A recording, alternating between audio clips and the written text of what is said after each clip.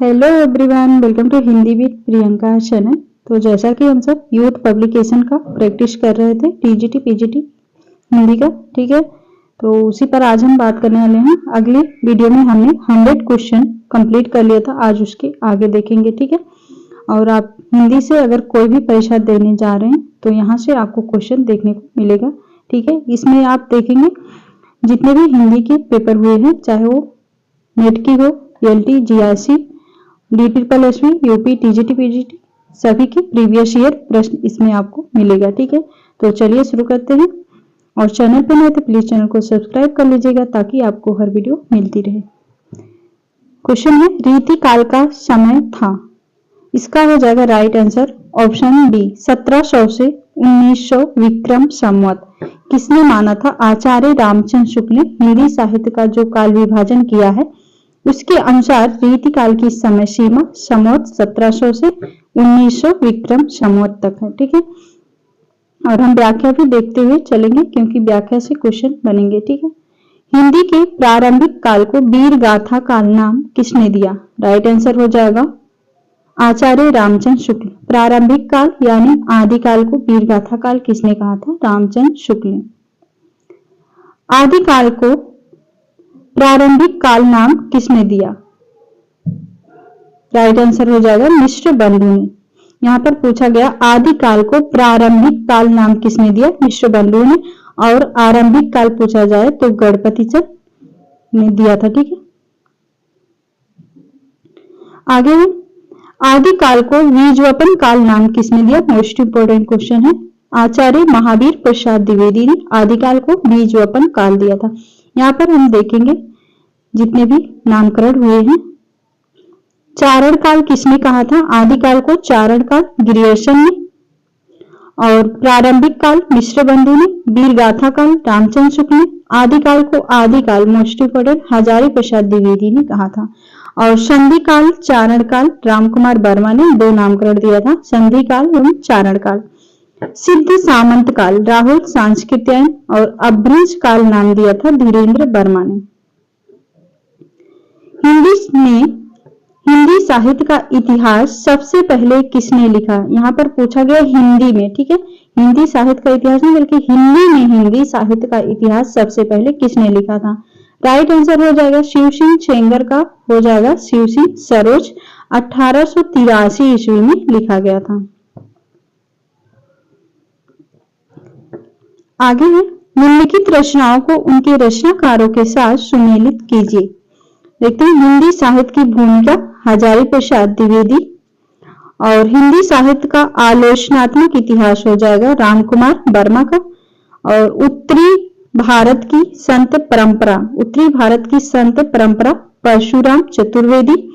और हिंदी साहित्य का दूसरा इतिहास बच्चन सिंह का। राइट आंसर हो जाएगा ऑप्शन बी।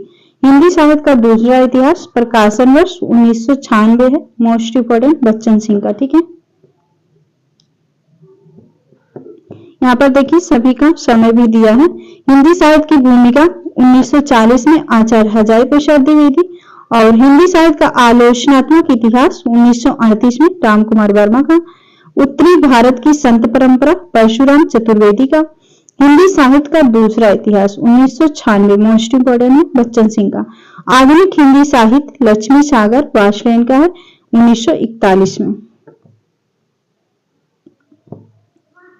आगे है लेखकों का क्रम पूछा गया। हिंदी साहित्य के इतिहास लेखकों का काल क्रमानुसार सही क्रम हो जाएगा। राइट आंसर ऑप्शन डी वाला हो जाएगा। मिश्र बंधु रामचंद्र शुक्ल, रामकुमार वर्मा, हजारी प्रसाद द्विवेदी। देखते हैं मिश्र बंधु, इनका समय नहीं दिया है। रामचंद्र शुक्ल 1884 1941, रामकुमार वर्मा 1905 1990 और हजारी प्रसाद द्विवेदी का 1907 1979। पुरानी हिंदी नामकरण किसने किया था? मोस्ट इंपोर्टेंट चंद्र शर्मा गुलेरी ने पुरानी हिंदी का नाम दिया था। उत्तर अभ्रंश को पुरानी हिंदी नाम दिया चंद्र शर्मा गुलेरी ने। आचार्य रामचंद्र शुक्ल ने प्राकृत भाषा हिंदी का तथा भोला शंकर व्यास ने हिंदी के आरंभिक रूप को अवहट्ट कहा है।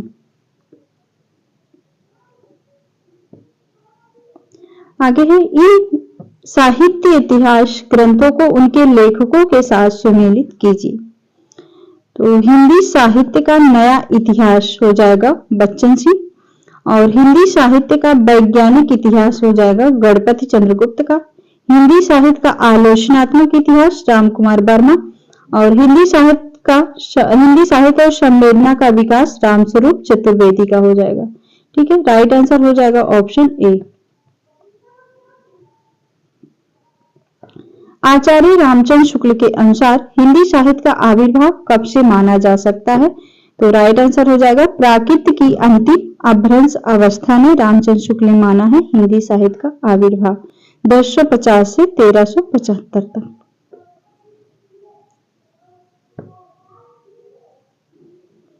इनमें से काशी नागरी प्रचारी सभा के संस्थापकों में कौन नहीं है? राइट आंसर हो जाएगा रामचंद्र शुक्ल नहीं है, बाकी श्याम सुंदर दास, राम नारायण मिश्र और ठाकुर शिव कुमार सिंह हैं। साहित्य जन समूह के हृदय का विकास है, यह परिभाषा किसकी है? साहित्य जन समूह के हृदय का विकास है, राइट आंसर हो जाएगा बालकृष्ण भट्ट का कथन है, मोस्ट इंपोर्टेंट। और अंतःकरण की वृत्तियों के चित्र का नाम कविता है, ये महावीर प्रसाद द्विवेदी का, मोस्ट इंपोर्टेंट है। हिंदी नई चाल में ढली, ये भारतेंदु हरिश्चंद्र का। और मनुष्य ही साहित्य का लक्ष्य, हजारी प्रसाद द्विवेदी का। मनुष्य ही साहित्य का लक्ष्य है।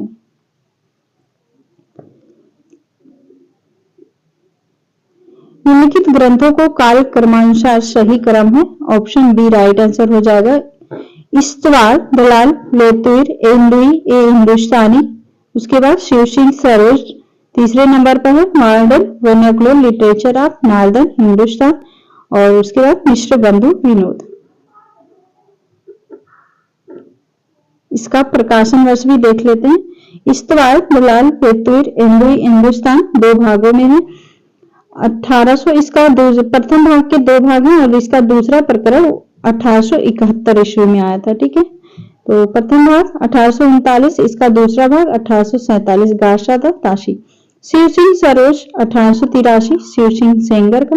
Modern vernacular literature of northern Hindustan हो जाएगा 1888 ग्रेशन का। मिश्र बंधु विनोद 4 भागों में है, इसका 3 भाग 1913 ईस्वी में प्रकाशित हुआ था, और इसका चौथा भाग 1934 ईस्वी में प्रकाशित हुआ था मिश्र बंधु का।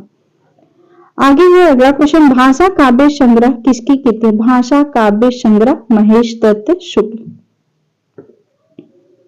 यहाँ पर देखिए दिया गया है, हिंदी साहित्य का इतिहास 1929 रामचंद्र शुक्ल, और मिश्र बंधु विनोद 3 भाग 1913 में प्रकाशित हुए थे, चौथा भाग 1934 में।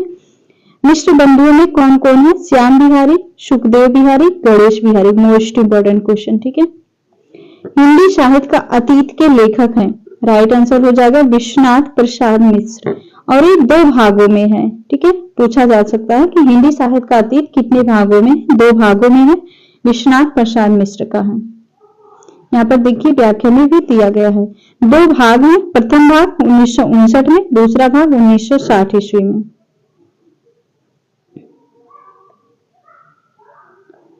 अगला है प्रकाशन वर्ष के अनुसार निम्नलिखित पुस्तकों का सही अनुक्रम। तो इसका राइट आंसर हो जाएगा ऑप्शन बी मध्यकालीन बौद्ध का स्वरूप, हिंदी साहित्य और संवेदना का विकास, हिंदी साहित्य का दूसरा इतिहास, हिंदी साहित्य का आधा इतिहास। हिंदी साहित्य की इतिहास भूमिका साहित्य इतिहास ग्रंथ इनमें से किसके द्वारा लिखा गया है? तो इसका ऑप्शन गलत है। हिंदी साहित्य की इतिहास भूमिका नामक साहित्य ऐतिहासिक ग्रंथ किसी इतिहासकार ने नहीं लिखा है, बल्कि हिंदी साहित्य की भूमिका अगर पूछा जाता है, यहाँ पर इतिहास भूमिका पूछ लिया। ठीक है, हिंदी साहित्य की भूमिका होता तो हजारी प्रसाद द्विवेदी का है, ऑप्शन गलत है। और हिंदी साहित्य का उद्भव और विकास, हिंदी साहित्य का आदिकाल, ये तीनों हजारी प्रसाद द्विवेदी के हैं। और हिंदी साहित्य और संवेदना का विकास रामस्वरूप चतुर्वेदी का। किस लेखक के इतिहास ग्रंथ में सर्वप्रथम हिंदी साहित्य का काल विभाजन मिलता है? राइट आंसर हो जाएगा जॉर्ज क्रिएशन।